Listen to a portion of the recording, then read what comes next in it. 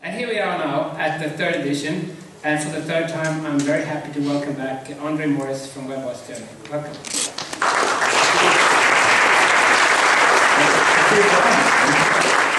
They were great times in the past.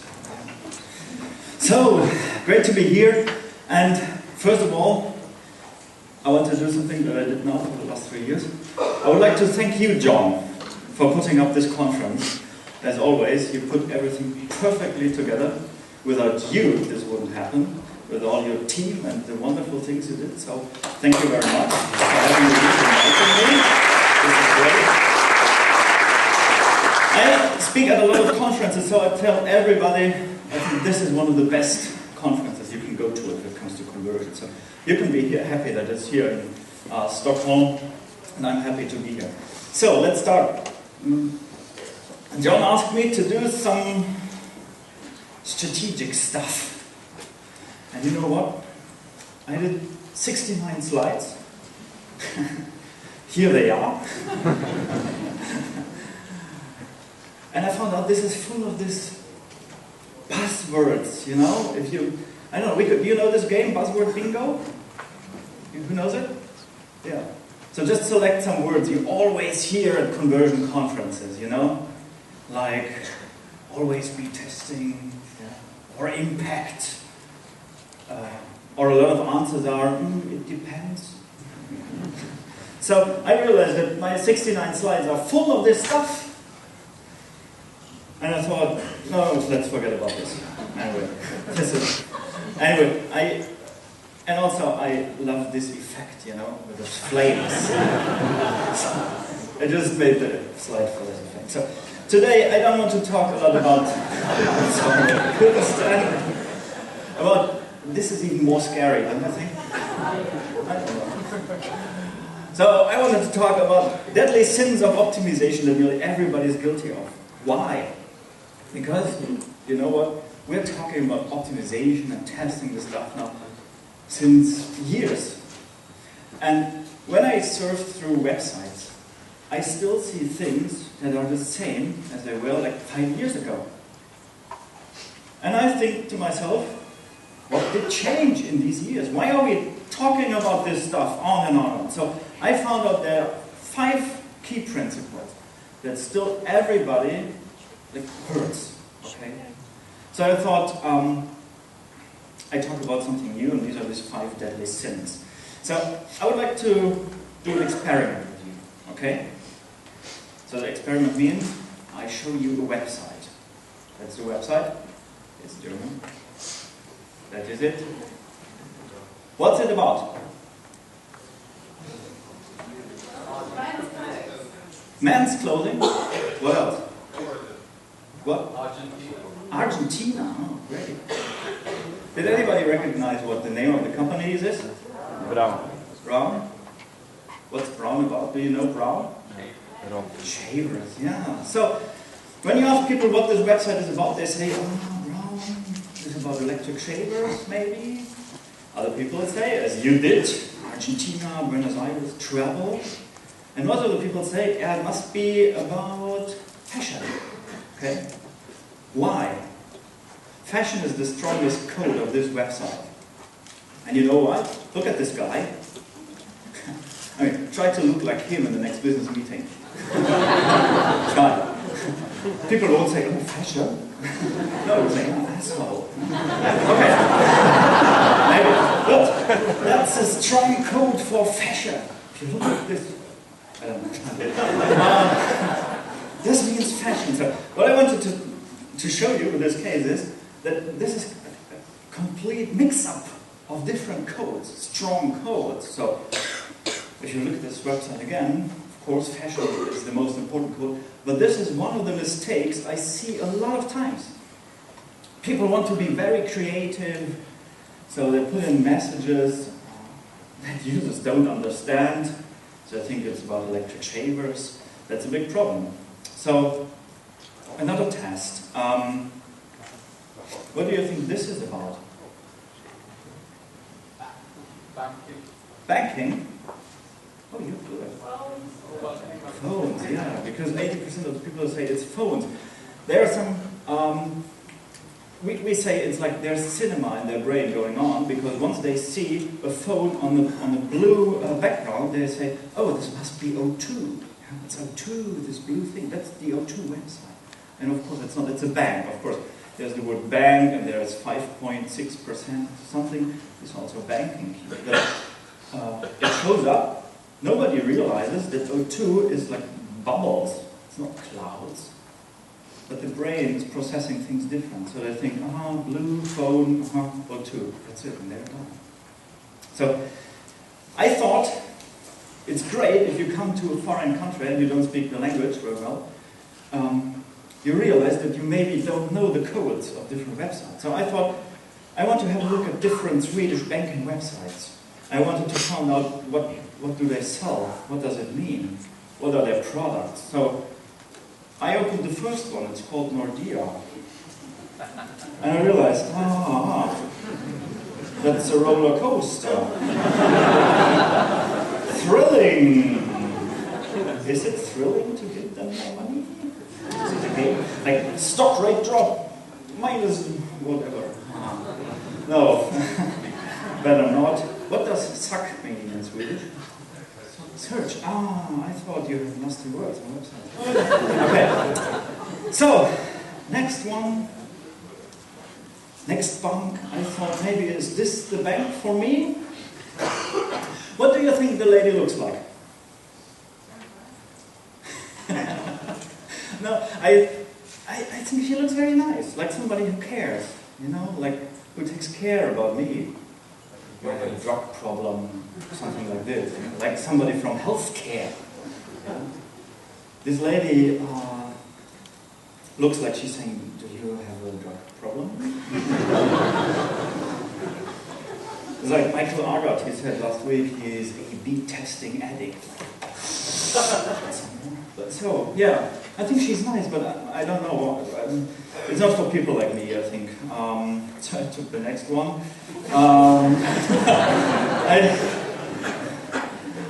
We have something similar in German. It's a TV commercial, right? Yeah. I mean, it looks like a stoned rabbit with a golden key. What the hell? But this is the best one. That's the best one. We have SEB in Germany. It's like, hi, hello. Hi, you. Let's go to the swinger club. Why? Because we're in the relationship bank. Yeah. What the hell is a relationship bank? So I thought this is like marketing porn. Look at it. It's everywhere. It's we. We are the relationship bank. SEB in Germany is what press. It's all about them. It's all about we. Come on. There's nothing written. What's for the customer? Who of you wants to have a relationship with his bank? I thought about this. So, and each website you look at, you will find problems like this. So, the first deadly sin I see everywhere on each website is no relevance at all. No matter if it's an e-commerce website, a bank, a lead generation, whatever, software, people need to have the feeling that it's for them, it's for their problems, it's made for people like me. So I have like 4 ideas what you could do first. Don't do this agency creativity, let's put that cool rabbit on the website, okay? If it's a TV commercial, I don't know, put it somewhere else. Don't do this, I call it uber, mega, intelligent messages. Why? Because people can't decode it. They have to think about, what does it mean? Is it for me? It's too complicated. They don't do that. They don't waste their energy for it. They bounce, okay? You can see that in your analytics. They just bounce. They say, ooh, I don't care. We are the relationship bank. I mean, could you imagine somebody standing at the door of an SEB branch? People coming in saying, yeah, we're the relationship bank. You would immediately run away. So that's what happens on websites. People bounce. Don't use the we are whatever bullshit in them. Tell the people what they can do. And answer this question. What's in it for me? I think conversion optimizers tell you this since ages, but nobody does. Still. And I'm sure you maybe don't even have to test it. It works better, for sure. Because people have this. They're looking for, they're searching, seeking for information, if it's for them. And most important, they ask themselves, is it for people like me? Which kind of people go to this bank, or to this, or this? And are comfortable with this, okay? So, this is the first thing. Let's come to the second. This is a German fashion retailer.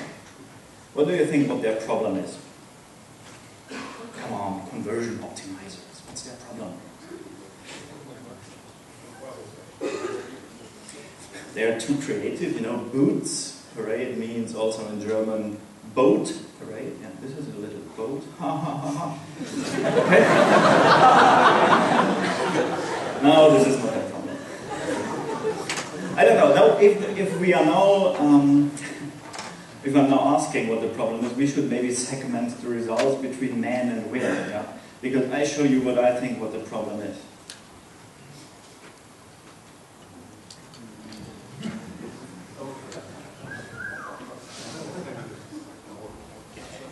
Yeah. And this is just page 1 from 266. Yeah. Women, do you like this? Thank you so much. Ah, wonderful. Yeah. Welcome, Zalando.de. You can shop there. Man, do you like this? It's horror. I mean, whoa. You can't shop there. The same when you want to go for a new TV, satellite, internet, flat rate with the German Telekom, okay? This is their table, of their pricing table, you know? I make it a little bit bigger, because this is the moment where you have to choose. Each euro revenue goes through this page. Each single euro. So you can say entertain, like 40 euros, entertain 34, 45. Price is the same. Here, TV channels, 290, 290. If I take the most expensive, I get only 140. Okay, okay.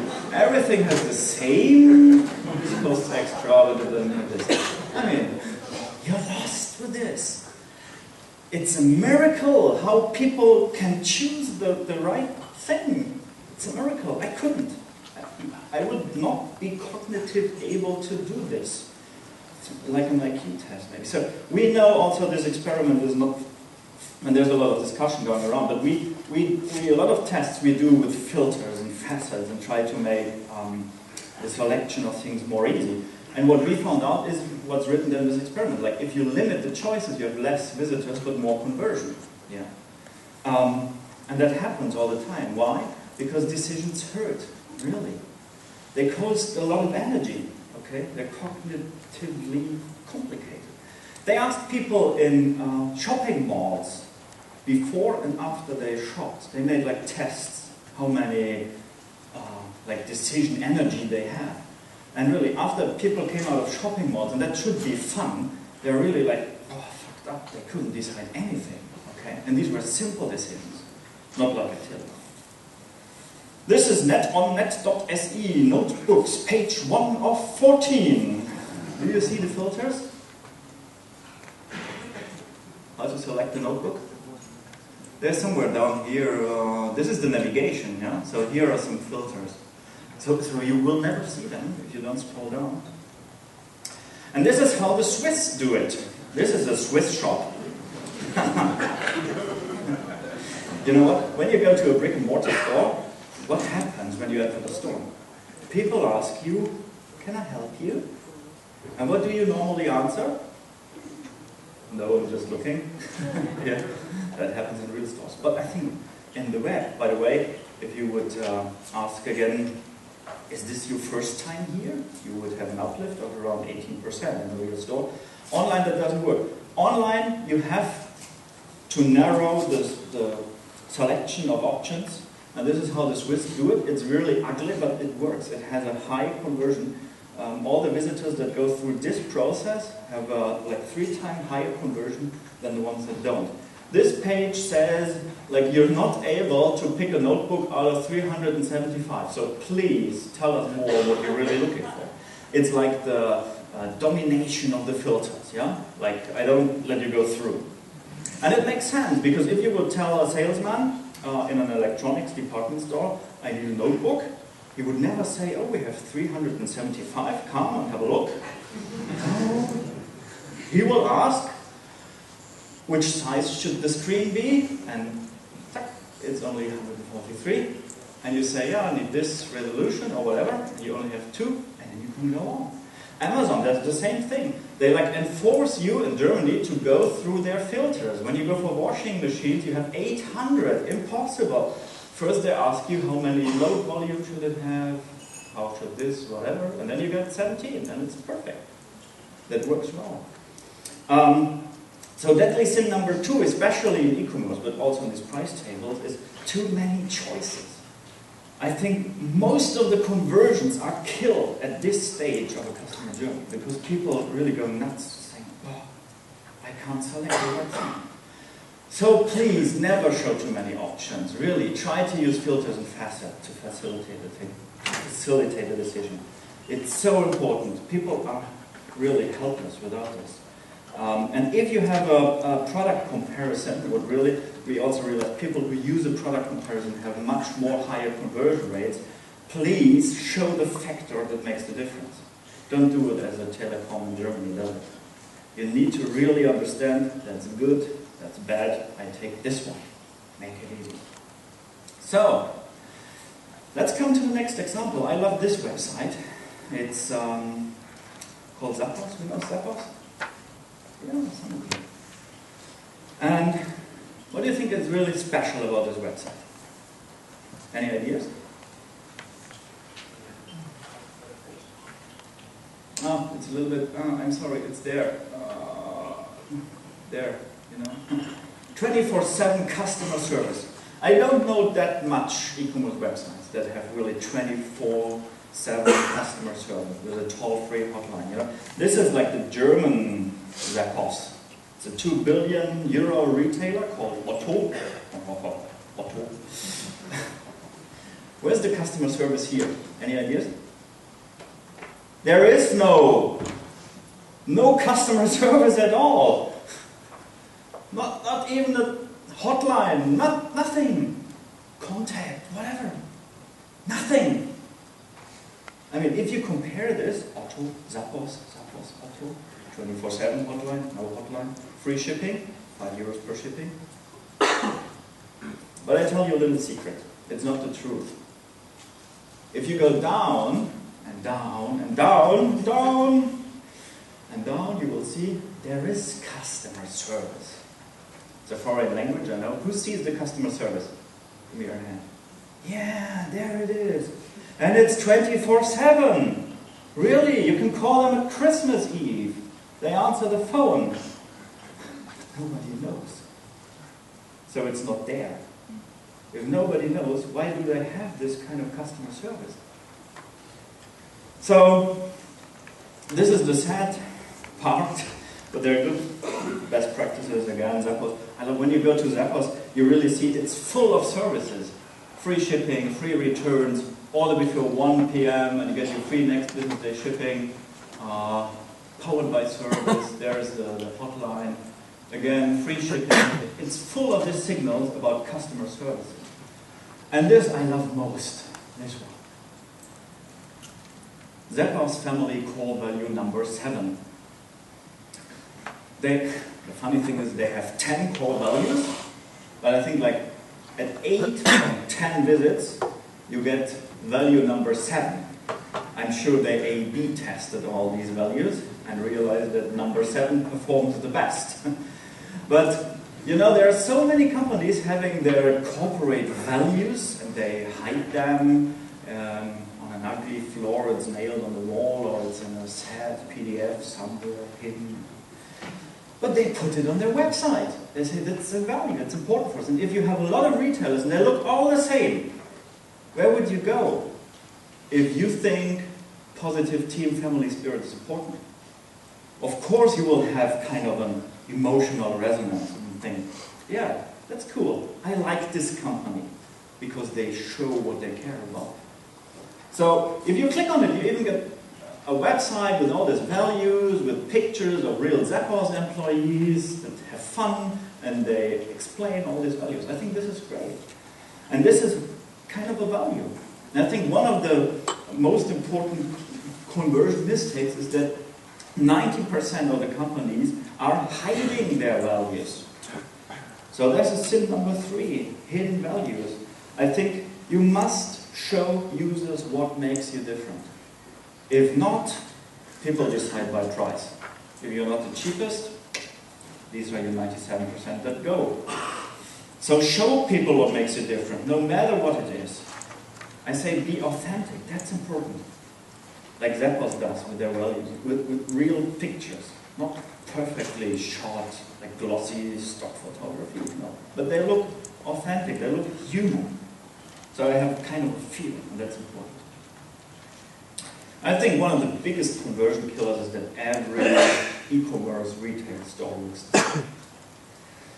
So number 4, this is Burberry.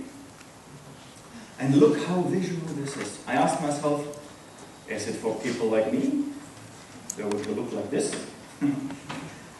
I don't know, but it is emotionally very strong because of big pictures. You don't have to like it, but when you're shopping through Burberry, you will see that they have kind of the biggest pictures you can have on an e-commerce website. You scroll down, you see all the pictures, no thumbnails, they're all big with video and so on. And you say, that's great. I need this jeans for 200 euros. I really want to have it now. So you click on the buy button and you go there. I mean, again, imagine this would be real life.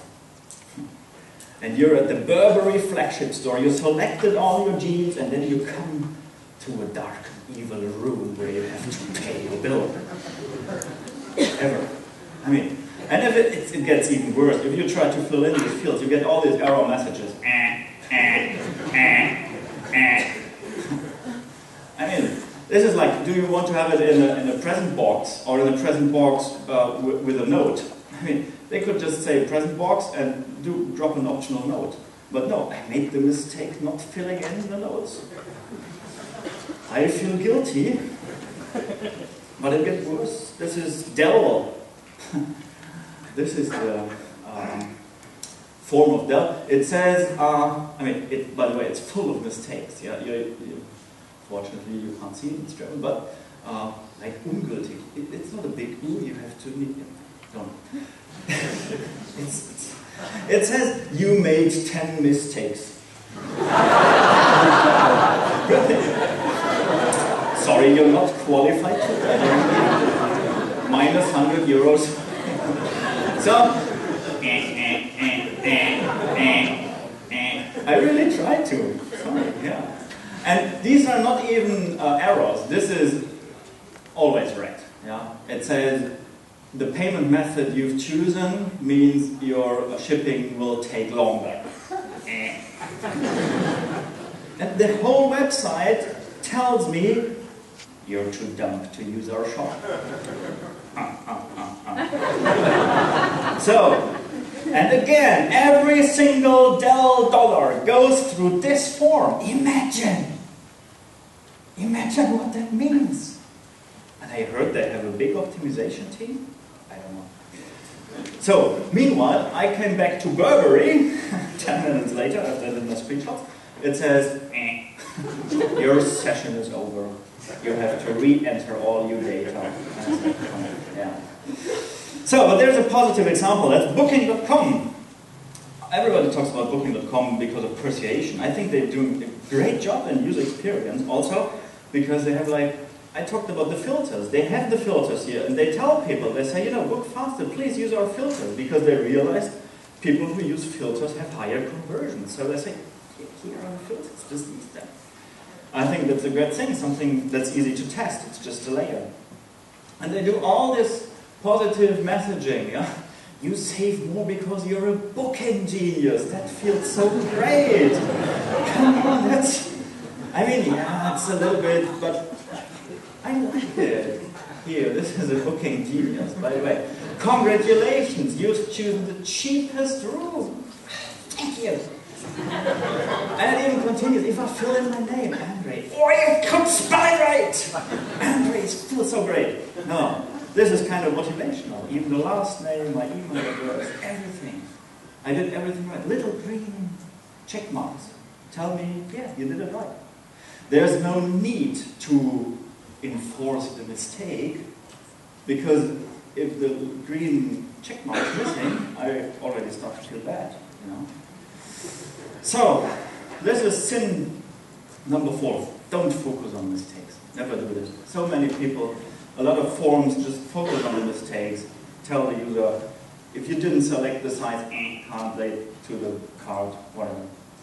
So, encourage people, tell them that they have something, that they've done something right, that it's a good decision and why it's a good decision.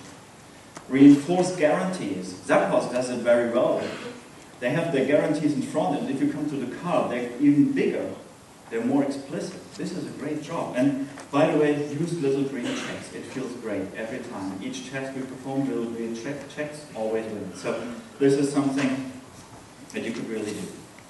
Okay, so for the 5th deadly sin, we have to change the perspective because it's not on-site. This is what remained. This is the sad little remaining part of my strategic presentation. When it comes to testing, we're all testing like this versus this one, and it gets 30.8% better or whatever. We do this in tiny little sprints, you know, like 4 weeks or maybe 6 weeks. It doesn't take a long time to find out an improvement like this. So we could split the year in all these slots for doing tests. How many conversions does a good test need? 5,000? 10,000? So who of you splits all the conversions they have into the amount that is needed per each test? Because that's the maximum amount of tests you could do. Who does it? Anybody? How many guys? Of course you do that. I mean, all the other people, normally. They don't do this, you know. This, if you say plus 13.8%, you change your curve. If you repeat this on and on and on, you change your growth curve. And this is, for me, deadly sin number 5. Nobody's doing that. They're just testing because, oh, let's see, what could we test today? I have an idea. Do you have an idea? Do you have an idea? People have ideas about testing. We could test this and that. And so they end up doing maybe 5 tests a year, and they feel great about it. It's cool, but, you know, that's not the way the business goes.